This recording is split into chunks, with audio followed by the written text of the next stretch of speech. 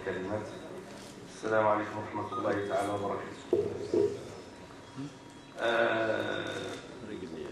اليوم كما لا يخفى احنا بصدد التقديم ديال المرشحين ديالنا الانتخابات ديال 2012. اسمحوا لي قبل ما ننسى نوجه تحية خاصة للأخ ديالنا السي جعفر حسون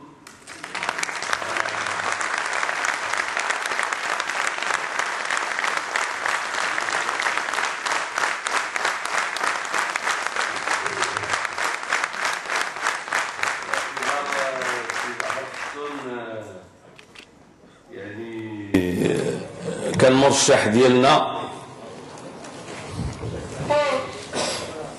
انا ما كنتش كنعرفه نهائيا حتى تعرفت عليه في الصحافه وسولت الاخوان اللي متبعين الموضوع قالوا لي رجل نزيه وديك الشيء اللي كيتقال عليه ماشي صحيح، فارسلت اليه الا بغى يجي يترشح معنا في الحزب وما طلبش. انا صفت له فاجاب بالايجاب والتقينا واكتشفت شخص محترم. كانت سبقات لي معه واحد اللقاء، هو بقى عقل عليه هذه 30 سنه انا ما عقلتش عليه ان باساج يعني. واذا به ابوا ان يسمحوا له بان يترشح امعانا في ملاحقته ومتابعته، فلم نجد وسيله للرد عليهم الا اغناء الامان العامه بعضويه الاخ جعفر حسون.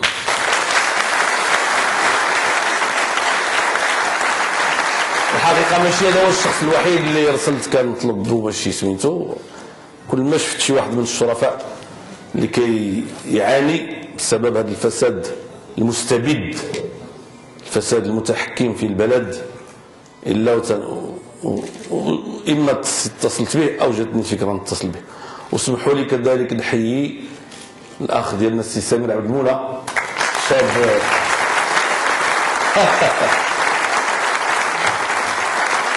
سمير عبد المولى اللي دار خطوه كبيره. يلا حافظ على البي، البام جا البي جي دي.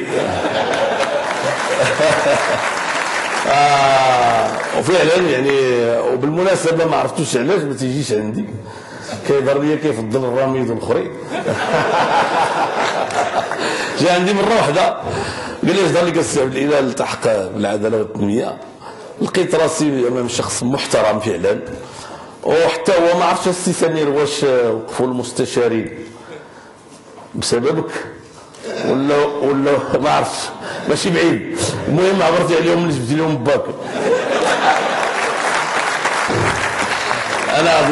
انا ملي عزلت الزكيه قلت لهم صافي نتوما والاخوان رتبوا المسائل وتجبروا هذيك من طاقتهم، والاخوان قالوا له حنا بغينا الوالد ديالك الا ما بغاوش. فالعداله والتنميه يعني ما هو حزب سياسي ولكن ما عولش يعطي الرقابه ديالو باش يديروا به اللي بغاو، غادي يقاوم في حدود ما هو يعني مقتنع به. انا الاخوان اليوم بغيت نتكلم معكم بطريقه مختصره باش ما ينوضش ليا السي جامع، فهمتي، ولا يوقفني انا بحال اللي يوقف الخلفي. غير الخلفي ما عرفتش واش جاب النص ديال واش جاب البرنامج ولا لا. تيخص يكون خصني البرنامج يتوزع عاوتاني، حنا طبعنا منه 100,000 نسخه كاين طيب. وهو حقيقه يعني برنامج خصنا نهنيو عليه الاخوان اللي اشتغلوا عليه بصفه عامه وخصوصا الخلفي بصدق يعني حقيقه. خلفي بذل واحد المجهود يعني حقيقه يعني بارك الله عليه، وكنتمنى من الله يكثر الناس بحاله في الحزب. وكانوا اخوان اخرين معاه متلاصقين معاه، وعموم الاطر اللي خدموا حوالي 20 لجنه. حنا كنديروا السياسه بواحد النوع ديال لا نايفتي، كيفاش كتسمى بالفرنسيه، السذاجه. قالوا البرنامج، حنا مشينا كنوجدوا البرنامج، راه سنتين هذه حنا خدامين على البرنامج، سنتين حنا خدامين على البرنامج. وديك الكلمات اللي تما كل كلمه يعني عاودتها معاهم، تدرسناها وقديناها على حساب اللي حنا مقتنعين باللي فيه المصلحه. وطبعا كاين اقتصاديين قالوا لنا يا ودي راه كاين حتى تيجيو عندنا كيطلبوا منا نصاوبوا لهم برنامج يعني كلاهم يعطيو لهم مقابل تعويض الشيء من هذا القبيل. حزب العداله والتنميه يعني اشتغل على الشيء اللي هو مقتنع به، ولا يدعي ان البرنامج ديالو هو احسن برنامج، ولكن يعني يعني ما يدير موروكو ما يدير بلجيكا. وكنعتقد انه كاين نفس الاشكاليات الرئيسيه وداك الشيء اللي كنروحوا له كله. انا الاخوان اليوم بغيت نقول لكم جوج كلمات، لان تبارك الله عليكم راكم فاهمين كل شيء وكل شيء متابع الاخبار متابع. اليوم نحن في المغرب لا ندخل انتخابات عاديه، هذه انتخابات استثنائيه. استثنائيه لانه ما جاش في الوقت ديالها، ولكن استثنائيه بمعنى انه معول عليها ان نعتق بها المغرب وننقذ بها المغرب، او ندخل في دوامه لا ندري بدايتها من نهايتها. العالم من حولنا يموج كاش اللعب. شكون اللي كان كيتصور غادي يشوف بن علي هربان ومشى للسعوديه، يا العجب يا لسخريه الاقدار اللي كتبنى التطبيق ديال الشريعه، هو الذي حارب الدين والشريعه والمتدينين في حياته كلها. والنهار اللي دخل يعني العلماء ديال الزيتونه باش يعوموا بالماء رجال الانسان، قال الان بلت عقده الزيتون. وشكون اللي كان كيتصور غادي يجي مبارك للسجن على سرير؟ اللهم لا شماتة. وشكون اللي كان كيتصور باللي القدافي يا العجب نقول لكم واحد القضيه شي مرات لا صدقين ان القدافي انتهى. انا كنخاف لي ذاك القدافي مشكل وهذوك يعني بكل صدق زعما قهرني خانا وكنت غدا نمشي لعنده مره وحده دار ذاك الخطيب مكره وما صدقت ان جاوت حتى خرجنا من جوج فرقيه عاد، لانه هذا لا يؤمن واذا به يعني يقتل الشر. هذا ماشي قضيه ديال هذا واحد المنطق في الحكم انتهى. الذين يظنون انهم باللعب يعني الاساليب يعني سيرجعون مخطئون واخا يتلاعبوا بالانتخابات المقبله. هذه الانتخابات المقبله واش يتلاعبوا فيها ما يتلاعبوا فيها؟ انا نقول لكم جو مون فو، لانهم هما اللي يتحملوا النتائج ماشي انا. نصحتهم انا اليوم كدائما ما عنديش حساب ندير شي مخلوق فوق الارض الا الله سبحانه وتعالى ثم الاخوان اللي اختاروني. انا ماشي مطلوب مني نعطي الشواهد على حسن السلوك. انا الحمد لله هكذا منذ 40 سنه، منذ دائما كنت ملي كنت صغير، من لما وعيت ومن اللي جات الاحداث اللي كتعرفوا وقف الموقف اللي كتعرفوا بالثمن اللي كتعرفوا، حرصا على الوطن وحرصا على وفي نفس الوقت ماشي دخلت في الجوقه ديال الموجهين والمطبلين فقط، بقيت كنطالب بالاصلاح والتغيير. طبعا ملي كنتكلم كنقول هذا انا الى اخره كنتكلم على راسي وعلى الاخوان احنا ذات واحده. فالان لما بدا الدستور ما الوسط ديال الحمله ديال الدستور حنا كنشوفوا اشياء مشوشه. من الوسط ديال الحمله ديال الدستور ولما جا الدستور وحنايا كنشوفوا اشياء مشوشه. لا بغاو يجيبوا اللوائح من البطاقه الوطنيه هما يتحملوا مسؤوليتها. ورحنا درنا انتخابات في 7 اكتوبر الا كنا نديروا هذيك ما بغاوش بقاو يجيو تلقاو الحل الوسط قالوا التصحيح واحد تصحيح الله اللي عندي. لا بغاو يعني يرفعوا العتبه، لا بغاو يعطيو الحق للمغاربه المقيمين في الخارج، لا بغاو يوسعوا الدوائر، لا بغاو يعني كل ما دعوناهم اليه لما فيه، لا بغاو يخرجوا مني من الحبس. شنو باقي يدير كيدير في الحبس؟ لا بغاو يرفعوا على قلنا لهم اهم شيء هو الناس يمشيو يصوتوا. باش يصوتوا الناس راه بعينهم يخصهم يشعروا باللي الدوله جاده، الدوله جاده معقوله، فهمات باللي المرحله الماضيه انتهت وباللي غتدخل في مرحله ديمقراطيه. كل الاشارات كانت مشوشه. ومع ذلك العداله والتنميه اليوم كيشعر باللي كيتحمل مسؤوليه تاريخيه وما يمكنلوش يتنازل وما يمكنلوش يتراجع وما يمكنلوش يخون، وغادي يستمر في هذه المعركه. وغنقول لكم نحن إن شاء الله الرحمن الرحيم سوف ننتصر.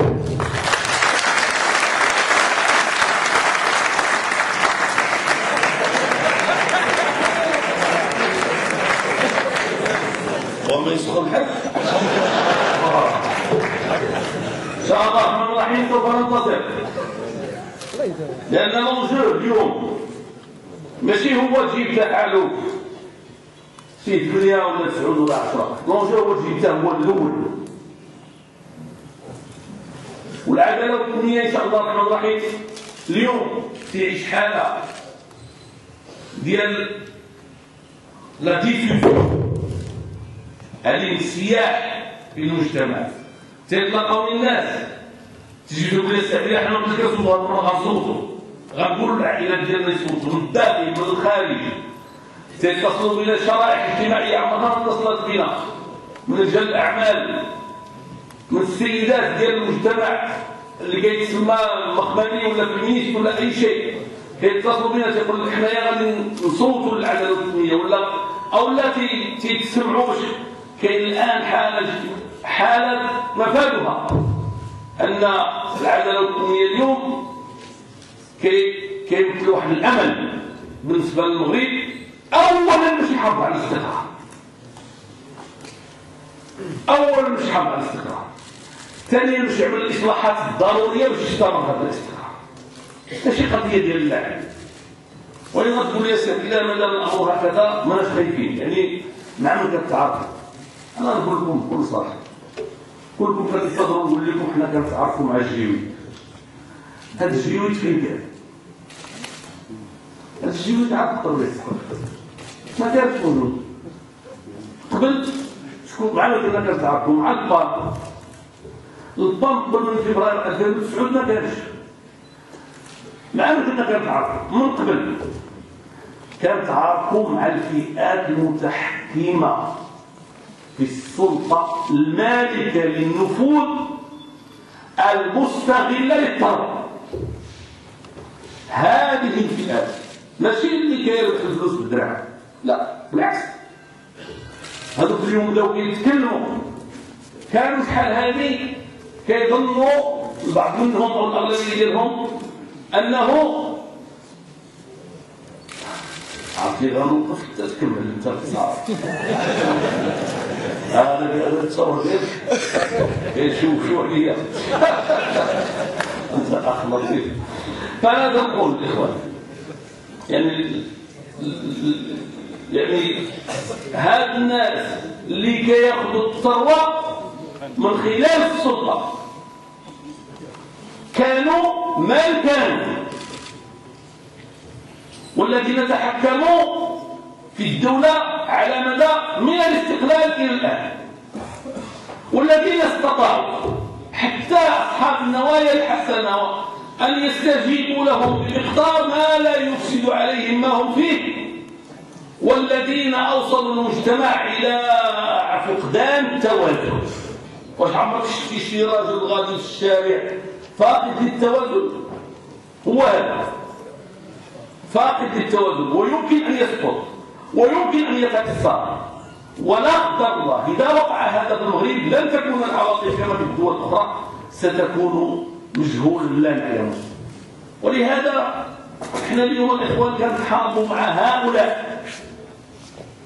وأنا عارف بلي العدالة الوطنية واحد الحزب إمكانياته عادية والمناضلين ديالو عادية، ولكن وإن يشاء يبارك على شيء ممزع. احنا غادي نحاربوهم لأنه لم يعد عندنا خيار. اليوم المسؤولية اللي كانوا المغاربة بغاو يحافظوا على بلادهم ويحافظوا على الوحدة ديالهم ويحافظوا على الهوية ديالهم ويحافظوا على الملكية ديالهم. اسمعوني مزيان اش تنقول لكم. شحال هذه كانوا الناس باش ما تغلطوش. الملك فيه مظهران، المظهر الاول هو الرمز، هذاك ما كنمسوش. المظهر الثاني هو السياسة. السياسة ولو تكون منسوبة إليه إذا لم تكن في صالح المجتمع لا بد أن نقول رأينا بالأدب اللازم والاحترام اللازم، ولكن يجب أن نقول رأينا. ما يمكنش نبقاو ساكتين حتى تحرق السفينة أو تغرق وإحنا كلنا فيها، هذا لا يمكن أن نفعل. واليوم المغاربة مطلوب منهم أن يحافظوا على ملكيتهم.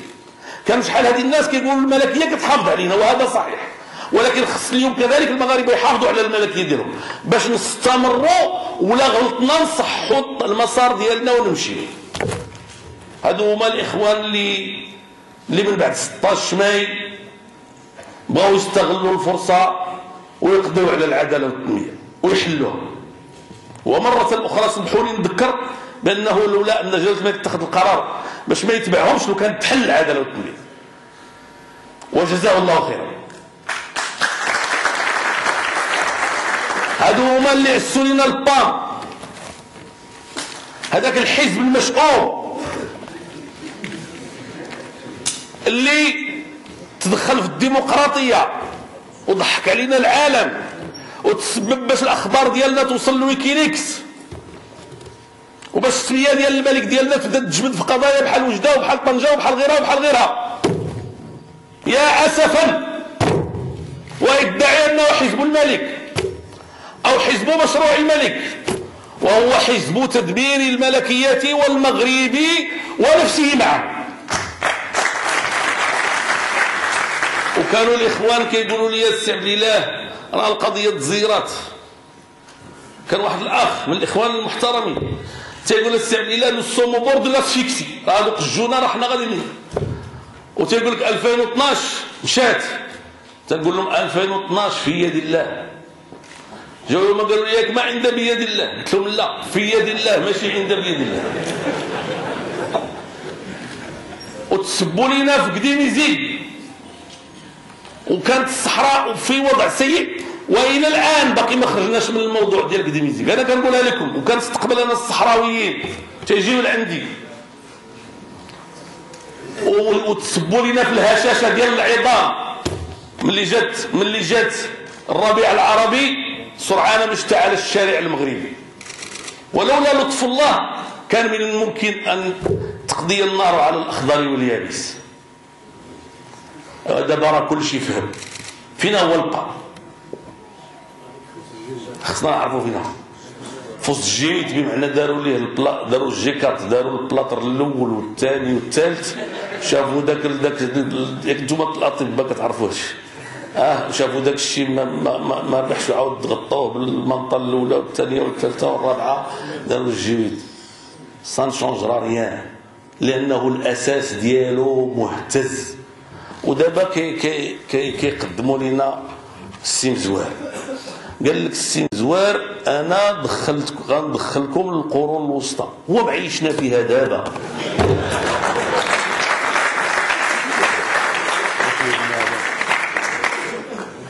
كيفاش هذا السيد هذا؟ اول بعد مزوار شكون اللي كان كيعرف؟ هذه مده وجيزه لم يكن معروفا اطلاقا. بين عشيش وضحى تريد ان تصبح زعيما للمغرب.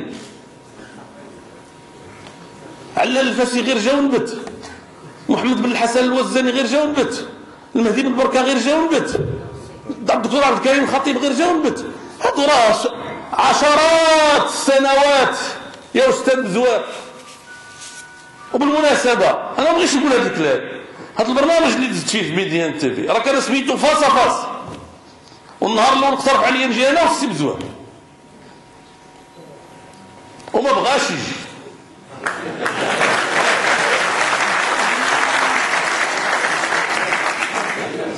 وانا كنتحداه الا كذبني يعاود يجي نديرو انا وياه فاس فاس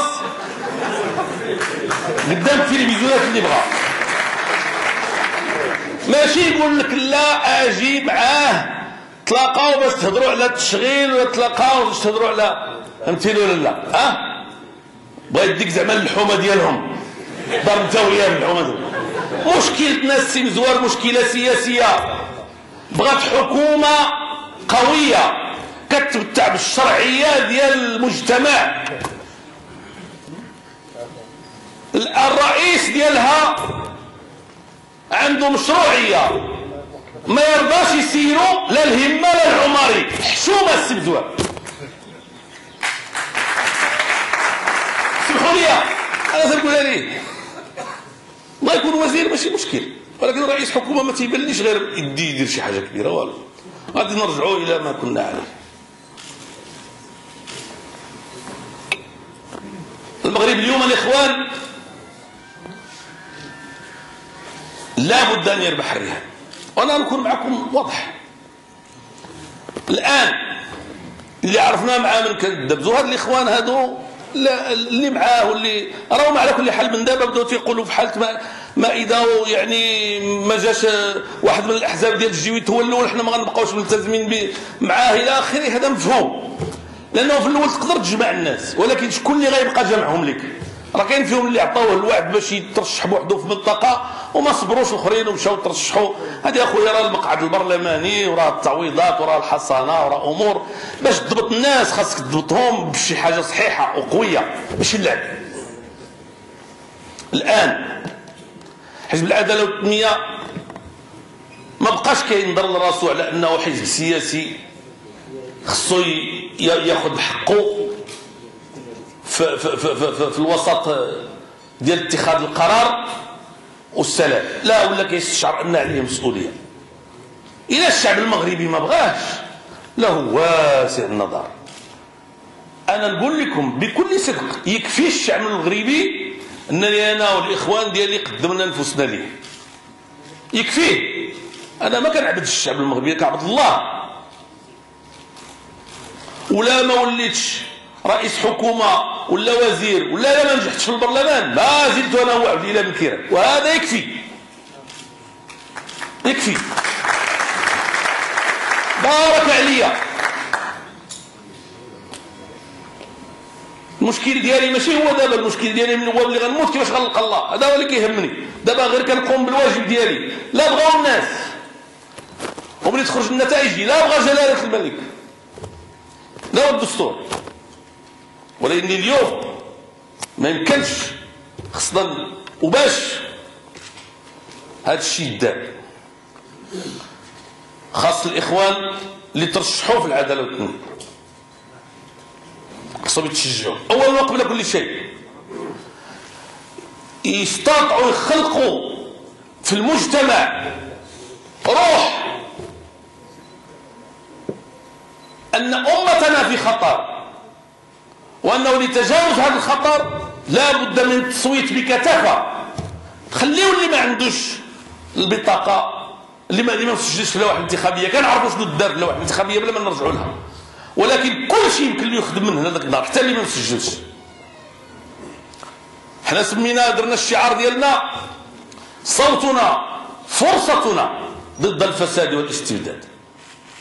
اذا لم نستفد من صوتنا ليس للقضاء، لن نستطيع القضاء على الفساد والاستبداد، ولكن لزعزعته من مكانه ليبدأ مسلسل التراجع، لترجع الأمور إلى نصابها، لتصبح الدولة في خدمة الشعب وليس الشعب في خدمة الدولة، ليصبح المواطن عنده اعتبار، ليصبح المسكين والفقير والمحتاج موضوع اهتمام سياسي، موضوع اهتمام المتكفل بالشأن العام، موضوع اهتمام النائب البرلماني ورئيس الجماعة ورئيس الحكومة، لتصبح عندنا حكومة عباد الله بحال حكومات الأرض كلها كتجتمع وكتطرح مشكل وكتذكر عليه وكتوصل الحل وكتنفذوا. ماشي تقدر تجتمع وتذكر وتبقى تتسنى واش تجي التعليمات باش دير ولا ما ديرش، ولا دير النص ولا ما ديرش النص، ولا دير الأمور الشكلية وما ديرش الأمور ديال العمق.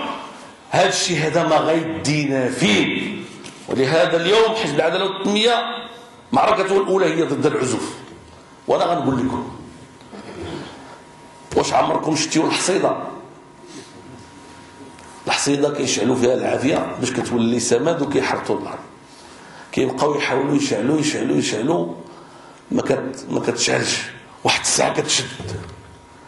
دابا راها شدات واحد شويه، خاصكم تبذلوا مجهود باش تشد بالروح.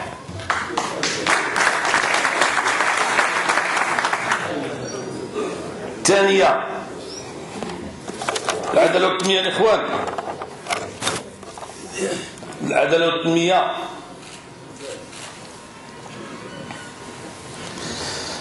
خاصو يقول للناس الله يخليكم الا ما بغيتيوناش الا ما عجبناكمش ما تصوتوش عليه، ولكن سيروا صوتوا، وصوتوا ما تصوتوش بالفلوس، ما تصوتوش بالمنطق القبلي، ما تصوتوش بالخوف من السلطه، ما تخافوش من السلطه، ما بقاش عند السلطه القدره باش تعزف عليكم. السلطه خصها ترجع لها القوه، سمحوا لي، السلطه خصها تعطي لكل ذي حق حقه، وخصها توقف في وجه الانسان اللي كيتجاوز الحدود. انا قلت هذيك النهار في التلفزيون للاخوان اللي كيبيعوا في الارض باش نقولوا لهم نجريو عليهم السلام ويمشيوا للجحيم، لا، باش نخليهم دايرين الفوضى في الزنقه، لا، سمحوا لي، كان على خاطر المرء مسعود ما كانش على خاطر مشغل، نديروا معاهم حلول، لقاو لهم اماكن فين يبيعوا، نظفوا المكان من بعد ناخذوا عليهم يعني هذا يعني استخلاص يعني رسوم مناسبه باش هذا الشيء معقول. اما واحد كيجي صحيح كياخذ 10 متر مربع فهمتي ولا واقف وسط منها ودير اللي قلب راسو، هذا ماشي معقول. الاخوان ديالنا اللي كيطلبوا الشغل يجيو يقولوا لي السي عبد الاله خصنا حل باش نخدموا، نقول لهم على الراس والعين بكل فرح. علاش ما خصني نوقف معاكم؟ خصكم ستاجر نوجدهم لكم، خصكم تكوين نوجدوا لكم، خصكم افكار مشاريع نعطيهم لكم، خصكم التمويل الذاتي نساعدكم فيه. تقولوا لي وظفوا المغاربه كاملين، غنكون كذاب الا قلت لكم هذا غادي نديرو. ما كاينش هذا الشيء. نفس الشيء في اي شيء مشيتي. الاخوان العمال اللي كيديروا الاضراب عن العمل عندهم الحق، اللي كيمشيو كيحكموا الابواب ديال المعمل ما عندهمش الحق، يسمحوا لي. والسلطات كذا ما بقاش كيفاش السلطه كتقول الشغل. واحد الانسان اللي عنده عمل وجيتي سديتيه ليه فهمتيني ولا لا، وعطيتي عليه جوج شهور ولا 7 شهور، اش كيدير؟ واش كيصوب واحد اخر؟ لا، كيشد هذا كيمشي بحالته. كنقتلوا الشغل ديالنا بهذه الطريقه هذه. ما عنده غرض حتى شي واحد، ما عنده غرض حتى شي واحد. ما يمكنش هذا الشيء. خاص النقابات يرجعوا يساعدوا باش توفير فرص الشغل.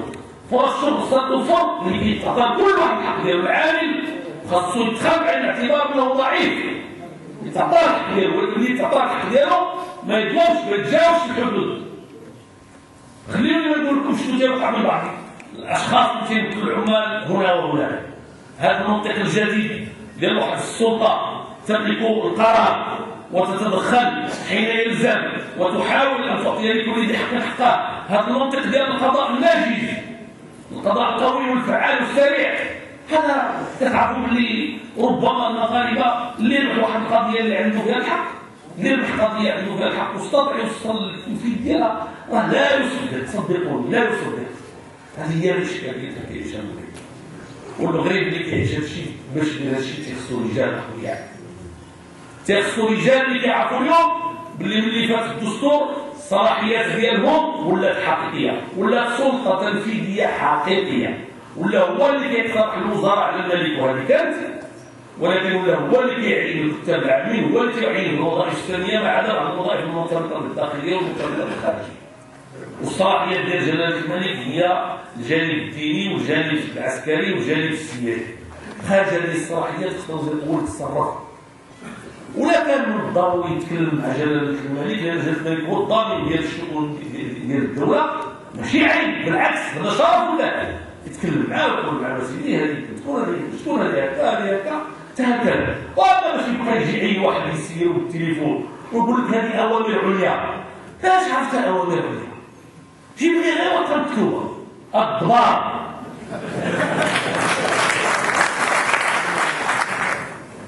الان يبلغنا ان هنالك شخص يرتب الترتيبات والانتخابات ويتكلم عن الاوامر العليا. اشخاص مافيوزيين معروفين باعترافهم. رجعوا للتحكم الى متى؟ الى متى معشر الاخوه الكرام؟ حزب العداله والتنميه معشر الاخوه الكرام حزب كما رايتم غادي يحاولوا يديروا لكم مشوشات. الحمد لله اليوم يعني معروف، ولاو المغاربه كيعرفوا بلي كاين شي حزب العداله والتنميه، لانه حزب معقول من الباديه من المدينه. غيقول لكم السعوديه بالكيران كيغوت وكيتنازل. صحيح انا كنغوت وكنتنازل، ولكن يقولوا لي كي داير هاد البلاد اللي ما عمرهم يغوت ويتنازل. واحد السيد قاضي بلغ السلطان انه تيعرض عباد الله المديرهم.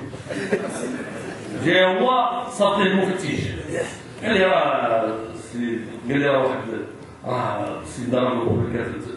كتعرض عباد الله المديرهم قال له جي معاك. جا طلعوا بيسوس السده ديال القاضي كتعرفوا كيفاش كانت شحال هادي. جا واحد لاوي الى واحد شادو جايبو قال له مالك معاه؟ قال له نعم سيدي دازو كلاليه من الكرماق دا شي كرموسات كلها. قال له القضيه ماشي عيب، الكرموس يعني هذه عاده المغاربه، لا دزتي وخديتي من الشجره ما تيهضروش معاك، وكاع مول الشجره يقول لك تدخل تخربي، فما خذ هذوك اللي هابطين ما كاين باس. هو ذاك السيد اللي مقجوج قال لي يا سيدي انا بواد. قال لي القاضي ولا تعض ولا نعض.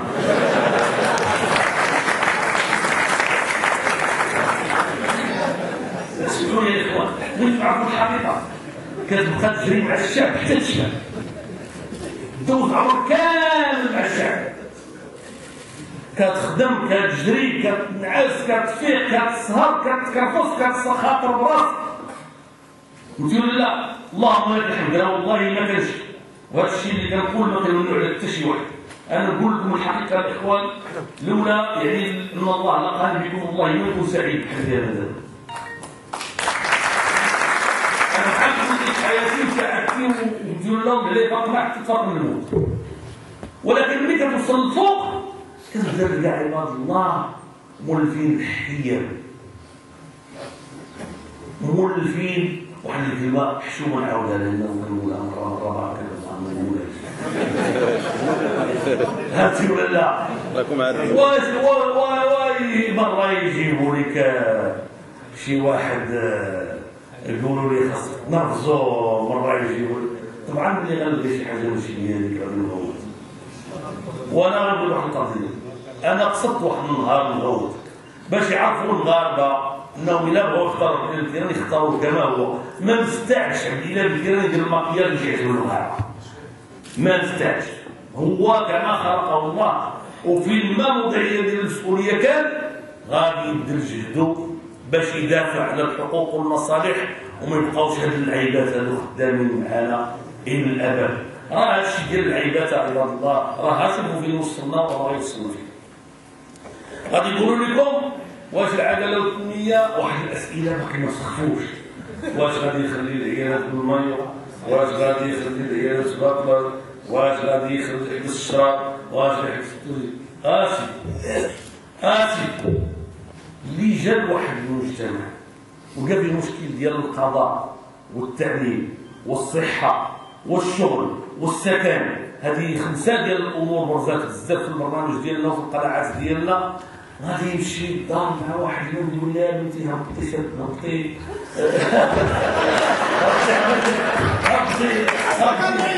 هبطي هذه ولا هبطي هذا وصل وصلت العداله والتنميه جاري ليقوم بالدور ديال الاصلاح. العداله والتنميه جاري باش يحل المشاكل ديال الناس.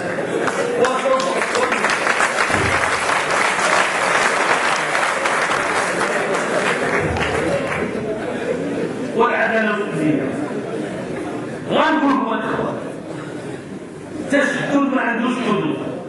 العداله والتنميه يقولها علانيه فيما يخص الحريات العامه، ليس عند العداله والتنميه استعدادا يتراجع الى الوراء. دفاع على الحريات الشخصيه على الاخوان. علاش؟ لان التشدد دائما يكون المتشددين متشددون احوار منه، ويكون المتطرفين متطرفون احوار منه. واليوم اذا ما وقفناش التشدد والتطرف حال يختاروا في وجه المو يعاون الحياه، غدا غادي يجي عندنا اللي غيقول لنا الحجاب ماشي ضاد خصو يكون بالنقاب. نهضروا معكم بالمعقول، وهادشي ما نطبوش، والبشريه ما ترجعش للور. إذا بغينا نديرو تصحيحات ممكن. غتقولوا لي المرأة ترجع للدار ديالها، أنا ما معاهمش بالمرأة ترجع للدار ديالها. المرأة خرجات من حقها تخرج، لأن الله عطاها بالحق، ولأنه الإسلام هكذا كذلك، ولأنه التقاليد ديالنا ردتها بالدار. ولكن تقولوا لي ملي تجي دير التعيينات السي عبد الاله تعطي المرأة والرجل بحال يتساوي، نقول لكم لا، المرأة يجب تعيينها قدام والديها بالأفعال، ولازم تعينها قدام الزوج ديالها افعال، ولا لازم على الاقل نعينها في المدينه. ما صيرش الراجل الجبن والراجل الجبن بحجه انهم متساويين. سمحوا لي، ولا تقولوا لي المراه والراجل جوجهم ولد الولد وحيت هما متساويين نعطيهم 3 شهور للواحد، ونعطوها هذا قال لي الدجاجه تولد والفروج كيقاضي. لا سيدي، ما كاينش هذا الشيء. المراه لازم نعطيها 6 شهور ولازم نعطيها عام باش قالوا وليدها، لانه المهم هو الدري عندنا يكون لاباس ويكون بخير. في هذا المنطق يمكن نصححوا الوضع ونعطي صوره جديده على كيف ننظر الى المراه. ماشي المراه نتحكم فيها ونضغط عليها ونضع على الجب، فهمتيني ولا؟ هذا المنطق ما خدامش. وحنا صحيح جينا من الحركه الاسلاميه، ولكن حنا جينا بواحد المنطق جديد، ما جيناش بمنطق تقليدي، ما جيناش باش نكرسوا التقاليد اللي خرجت علينا وصلنا الرسول في الحفر. هذا هو العمل. الصراع سماها الاقتراح والترشيح والتسكين، والناس اللي دازوا من تما 77 بحال يشتيو، و8 غيرتهم الامانه العامه. هذوك 8 اللي غيرتهم الامانه العامه كلهم تقريبا ما عجبوش الحال، ولكن تجاوب هذا تجاوب الامانه العامه وتضاكروا معايا وعطيتهم الوقت وصبرت معاهم وشرحت لهم ووضحت لهم، قلت لهم ديركم بحقكم، ما يعجبوش الحال بحقكم، ولكن الالتزام هذا الحزب هكذا. وانا قلت لهم ما كيديرش باش نقضي لكم الحريه، وهذا الرئيس ديال اللائحه اللي درنا حنا الى اعتذر ما غاديش نجيب لكم الرئيس اللي بغيتو حتى هكذا. وكاين اللي ما صبرش وخرج للشارع واخر والو حتى هكذا، لان الحزب اللي ما يقدرش يدير الانضباط داخل الصفوف ديالو اليوم لا يعول عليه انه يدير الانضباط غدا داخل المجتمع. هذه هي العداله الدينيه. انا ابشركم غادي يجي الوقت ان شاء الله الرحمن الرحيم اللي ربما غتشعروا باللي نتوما ما محتاجينش باش ديروا الحمله الانتخابيه. غادي تشوفوا، غادي تهودوا الشارع، غتكلموا مع الناس، غادي يقولوا لكم ما تقدروش ديروا الحمله الانتخابيه. 2007 كنا حنا الاولين، رغم الحال كنا حنا الاولين في عدد الاصوات الرسميه، والراجح اننا كنا حنا الاولين في العدد ديال المقاعد البرلمانيه. طبعا عرفوا كيفاش يدخلوا ما حصلناش انهم ما تجوش. 2009 كنا حنا الاولين في الوجود. اليوم الوضع ديالنا مختلف، ايجابي اكثر، متقدم نحو النصر اكثر. اليوم ان شاء الله الرحمن الرحيم النصر اصبح بالنسبه الينا ضروره للمجتمع المغربي. ما تخافوش من المجتمع ديالكم، كيأمل فيكم، وخا المسؤوليه الى جات راه صعيبه. انكم تطلع في جانب كيف فرحان غدا يكون الرئيس ديال الحكومه متهيب ما عرفش كيفاش القضيه غادي تدوز، كنتصور تكون صعوبات مقاومه التغيير، المفسدون المستبدون الموجودون خصوصا في الدوائر العليا. ولكن كان الله، والله تعالى يقول إن تنصروا الله ينصركم ويثبت أقدامكم، ونحن إن شاء الله الرحمن الرحيم سنحاول أن ننصره، ولا شك أننا إن نصرناه لا شك أنه سينصرنا. وأنا ذلك إن شاء الله الرحمن الرحيم سنكون قد قمنا بالدور الأساسي، وهو أننا نقلنا المغرب إلى مرحلة الديمقراطية الحقيقية. المغرب الحمد لله دولة إسلامية ومستقر بالملكية، باقي خاصة الديمقراطية الحقيقية. يا حبنا أن يكون العدالة والتنمية والسلام في ذلك. السلام عليكم ورحمة الله وبركاته.